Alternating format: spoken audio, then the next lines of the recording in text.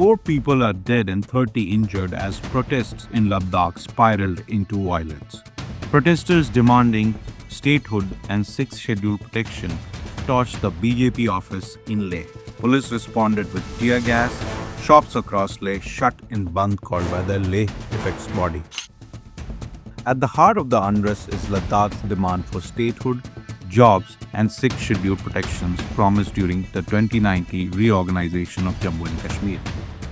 Talks with the centre have stalled in the past, but now Ladakh's push for autonomy remains on edge.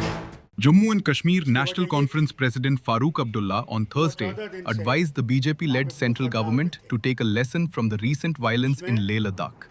The unrest stemmed from long-standing demands for statehood and inclusion in the sixth schedule.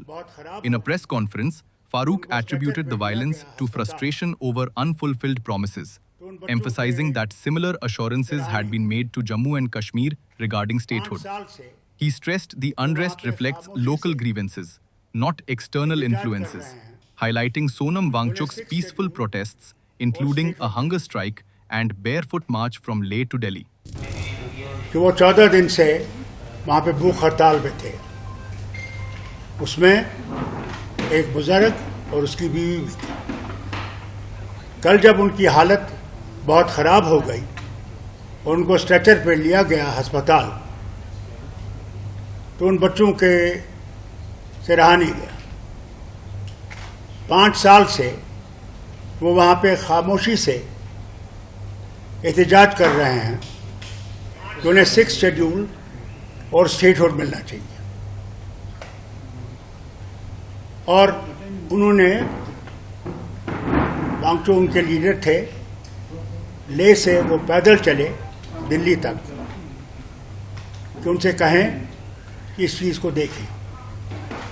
उन्हें Gandhian तरीका इस्तेमाल किया था, कोई आंदोलन नहीं किया था। मगर फिर इन बच्चों को ये लगा कि जो 5 साल इन्होंने हमसे वादे किए थे कि हमें नौकरियां मिलेंगी, हम लोगों को यहाँ पे सुविधा मिलेगी और हम लोग आगे बढ़ सकेंगे, वो वादे सारे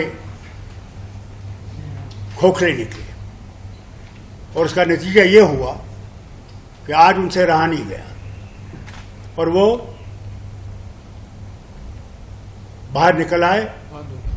और माफ़ी चाहता हूँ ये कहने को, उन्हें गांधी का रास्ता छोड़ के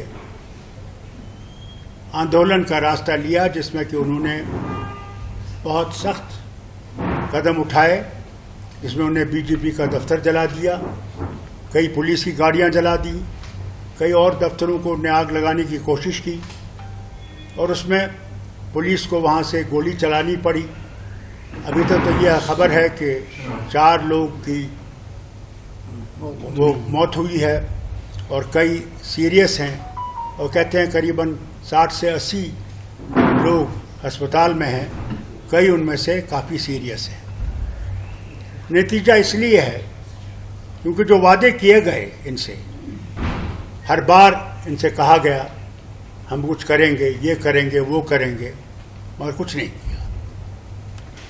और मैं हुकूमत हिंदुस्तान से कहना चाहता हूँ, ये बॉर्डर स्टेट है, चीन हमारे ऊपर बैठा हुआ है, वहाँ पे काफ़ी वहाँ की ज़मीन उनके कब्ज़े में है।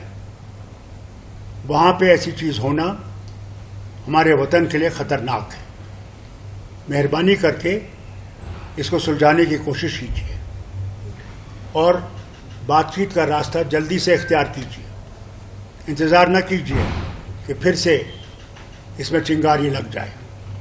मैं नहीं समझता हूँ इसमें कोई जमात है जो इसके पीछे है, क्योंकि आप ये कहेंगे कि ये बाहर से आ रहे हैं। मैंने पहले भी ये देखा है, जब भी यहाँ कुछ होता था कहते ये बाहर से आ रहा है।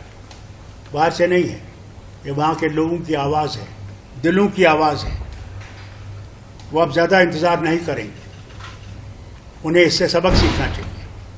उन्हें ये भी याद रखना चाहिए, उन्हें कश्मीर से ये वादा किया था, जम्मू कश्मीर से, कि इलेक्शन हो जाएंगे, आपके डिलिमिटेशन हो जाएगा, उसके बाद आपको स्टेटहुड दिया जाएगा। आज 11 महीने हो गए, स्टेटहुड का कोई भी हमें सामने नहीं दिख रहा है, कोई मूवमेंट उसकी तरफ नहीं है। उन्हें लद्दाख से सबक सीखना चाहिए। नेशनल कॉन्फ्रेंस ने कभी भी गांधी का रास्ता नहीं छोड़ा है।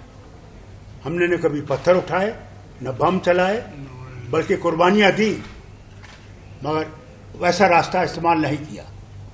मगर कल क्या होगा, हमारे बच्चे क्या करेंगे, उसका मैं कुछ नहीं कह सकता। नेशनल कॉन्फ्रेंस ने कभी The JKNC chief also warned of risks in border areas such as Ladakh, especially with China's destabilization efforts, and urged the center to engage in sincere talks with the people of Ladakh to address their aspirations and prevent further escalation.